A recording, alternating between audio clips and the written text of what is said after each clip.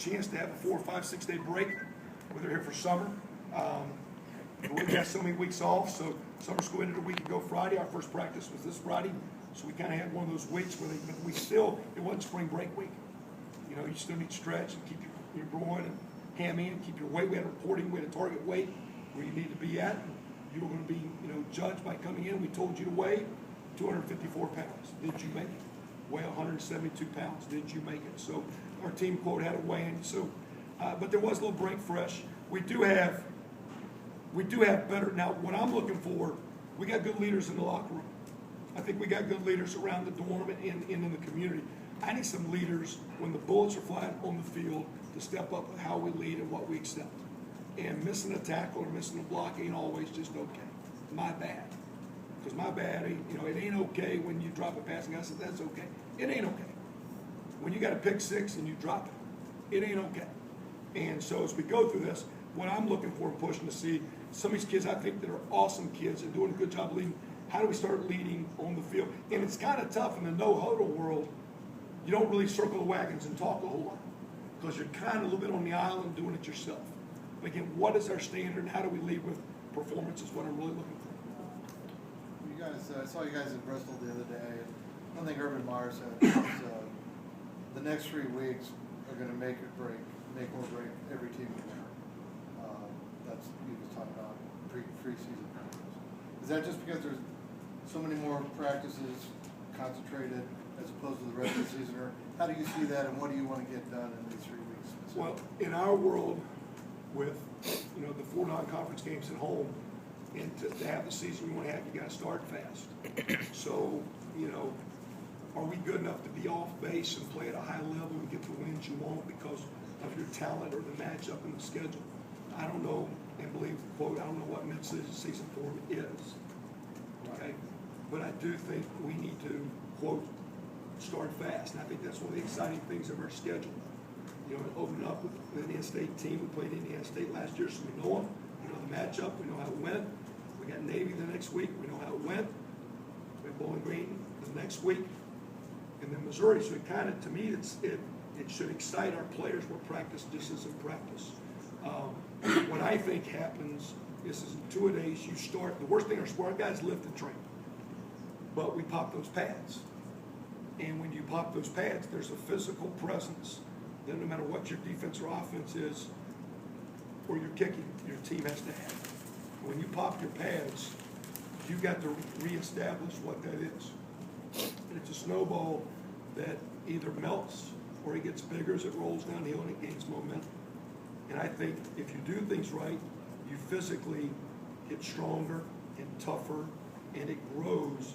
Now you can't beat your team up, but if you don't lay that foundation of what we're going to stand on and kind of build that, you're not going to have the team, whether you're spread or I, 3-man front, 4-man front, blitzing or not blitzing. If you don't have a physical presence, it's hard to be good in college football, and it is impossible to be good in this league if you don't have a physical presence. And that doesn't mean running the ball. The way you make competitive third downs and scoring and game-changing plays. So you pop those pads. Now you got them on, and we all get 29. We all get 29 opportunities, and they're all scrimmages. Like I said, we've been shoulder, 2 helmets and 2 shoulder pads. But you're building the attitude, running the football and playing good defense more than anything else. And that's the 2 things our program doesn't do good yet. Those things are attitude more than scheme and more than players. There's a mindset that says how I play D. There's a mindset that says, because those 2 things are physical, combative. You're willing yourself that we're going to do something. And for us to make strides, we're stronger, more mature. But that, to me, is what the beauty of preseason's about. Also, with so many guys coming back, you also want to be then fresh. So how do you build this toughness and stay fresh? And as a coach, you're always learning that. I will say, the guy I worked for at Oklahoma was as good as I've ever seen, and I've been around a lot of coaches. But how to be tough, demanding, to keep guys mentally and physically fresh. He had a gift in that. He was special. We're trying to see if we can get that as a gift to players. But that was a unique deal. You talked a lot about the physical strength of this team. How much have you seen that, or how have you seen that manifest on the field so far? It's early, I know, without full pads, but can you tell the guys can do stuff now that they couldn't a couple years ago? One is I see us playing on our feet a lot more. where guys are strong to stay up. And because in our world sometimes, and it's a bad deal, you stay up, your pad level gets high, your D-line gets high, your O-line gets high, your backs come running through high. There's a pad level you gotta play with. Even though we're talking about targeting and helmets, are still, the guy with leverage wins. But when you play so low, you're following, you get all the friendly fire. And it's not the running back that gets tackled. It's getting thrown into a D-line, my buddy's knee, my safety, my buddy's knee. So staying on our feet shows me we're a lot stronger because we're not stumble bumming around and falling all over the place. And I'm just talking about there's 22 guys flying around running, and you see some guys physical, staying on blocks, getting off blocks, and at the end of the play, there's 22 guys that look kind of good moving around and staying up. We haven't done enough full go yet to say, well, I just feel the line of scrimmage. But again, for example, I notice our receivers. I see guys catching the ball near the sidelines and are strong enough they're staying in bounds because the sideline never misses a tackle. So one of our gigs is you should never run out of bounds when we're practicing. You know what I'm saying? Unless we're practicing 2 minutes. So when we're practicing, get used to making guys make tackles. And so I see guys fighting to do that. So, and again, just in general, I mean, we've played basically the first 2 years without a 300-pound O-line. We'll average more than that this year. So we're getting there. And what's exciting is these big guys are getting bigger, and we don't have a senior in the crowd. So we even got more time. The deal is we're starting in a good place and how far we can go, and no matter how far we go, we keep going because there's a lot of growth as we keep moving. The deal is, can we keep growing? It's going to be a challenge. What do you think about playing on Thursday night? And if you're going to do that, are you happy to do it at the beginning of the season rather than have it be disruptive in the middle somewhere? Yeah, Thursday. I'm the person that wanted to play on Thursday because I wanted a few more days to transition to the second game because we're Navy's down. It's not sliding Indiana State. They had the ball for a chance to tie or win the game on us last year. But to get ready for that option, it's 2 more days of preparation. And we do some things we did a little bit today. We have a segment that we do, but it was really to play because you make more strides from week 1 to week 2, and we're also playing. Because I asked really for 2 things when I got here. I said, I need these guys as strength coaches, and I go, when you play an option football team, it's a total waste of what you do defensively. You change philosophy-wise everything you do. From a D-line perspective to a linebacker's perspective, it doesn't fit. So it's 7 days of waste. Okay? And those guys running, they're awesome. So the real deal, we're playing Thursday night. Looked like last year, we're playing for a chance to control our destiny in 24,000 people game. So I don't know who's coming anyway. So it wasn't about crowd. It was not sliding Indiana State. It was getting ready to play. And I pushed for that as hard as I could because I thought it was best for our program. And that's not a slide of Indiana State. As we saw last year what those guys and Shakir and that group could do. So it wasn't a slide of them, but playing Navy's opener. And for this team to be successful, we need to start well and do our best against those teams. And they're going to be a challenge. Because you saw what Indiana State did last year. We saw Navy, that's a bowl team. Bowling Green is a bowl team. As good as teams that's beaten us. And then here comes Missouri. That's a very talented SEC. And we need to get those games.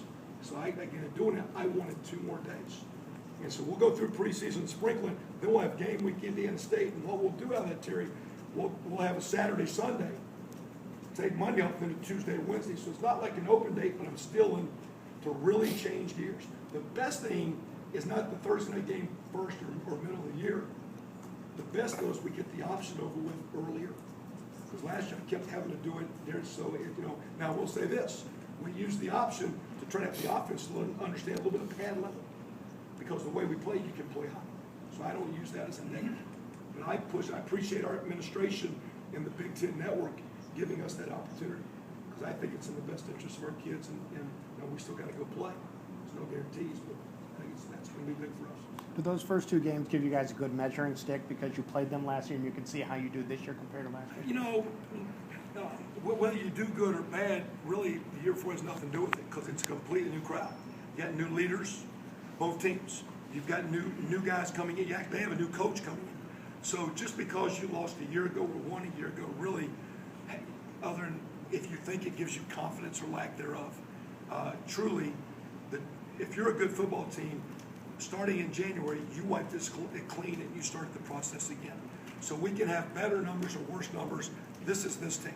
And this team never really got together, ever, until 4 days ago. Because our coaches weren't with us in summer. The first time we were all together, actually, was before we went paintballing on the first. And that was actually this is the first time we have been together, united as a group. Here's what we need to do. We had a lot of us there. So there's a lot of dynamics every year. It starts back over. And like I said, I just like the fact we got a challenging schedule. And I love the fact we got 8 home games. We had 6 the first year. You should do a study. How many Big Ten teams play 6 at home? How many do it back-to-back years? Potentially, we'll do it 4 of my first 5 years. So I don't want us complaining about 8 home games I can't come. How about coming and getting loud and let's win some games together and get this thing going the right way? That's what I want. I want everybody to jump on right now. Let's get rolling. These kids gonna play hard and we're gonna have some fun. Let's be a little bit more proactive. Let's get excited about having 8.